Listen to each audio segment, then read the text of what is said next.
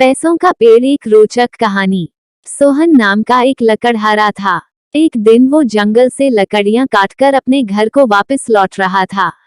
रास्ते में उसे एक तपस्वी दिखाई पड़ा।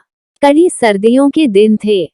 तपस्वी ठंड की वजह से काफी थर-थर कांप रहा था।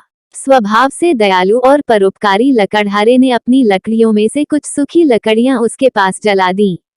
तपस्वी को बहुत राहत हुई। लकड़हारे के इस व्यवहार से खुश होकर तपस्वी ने उसको एक जादुई पत्थर दिया। उस जादुई पत्थर का रहस्य समझाते हुए तपस्वी ने लकड़हारे से कहा कि जब भी उसे पैसों की जरूरत होगी वह किसी भी पेड़ से इस पत्थर को लगा देगा और एक मंत्र जो वह उसे देने वाले हैं वह पढ़ेगा तो वह पेड़ पैसों का पेड़ बन जाएगा।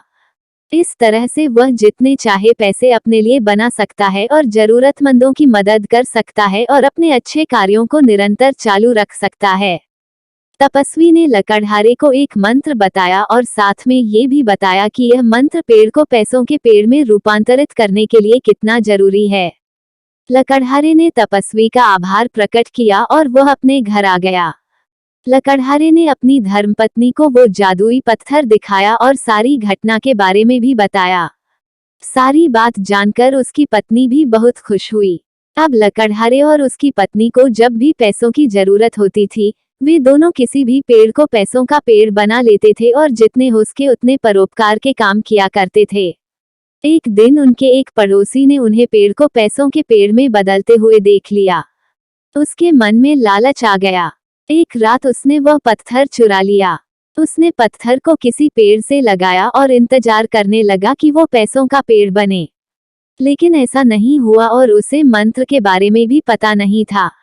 दूसरी तरफ लकड़हारा परेशान था। उसने पूरे घर में पत्थर को ढूंढा लेकिन उसे कहीं भी वो नहीं मिला। वह परेशान होकर तपस्वी के पास पहुंचा। तपस्वी ने अपनी शक्ति से चोर का पता लगा लिया। पत्थर उस लालची पड़ोसी के पास था। लालची पड़ोसी ये सोच सोचकर पागल हो गया कि पत्थर काम क्यों नहीं कर रहा। लकड़हारे ने उस पत्थर को वापस पाया और तपस्वी को लौटा दिया और अपनी मेहनत से जितना संभव था उतना दान धर्म का काम करते रहा।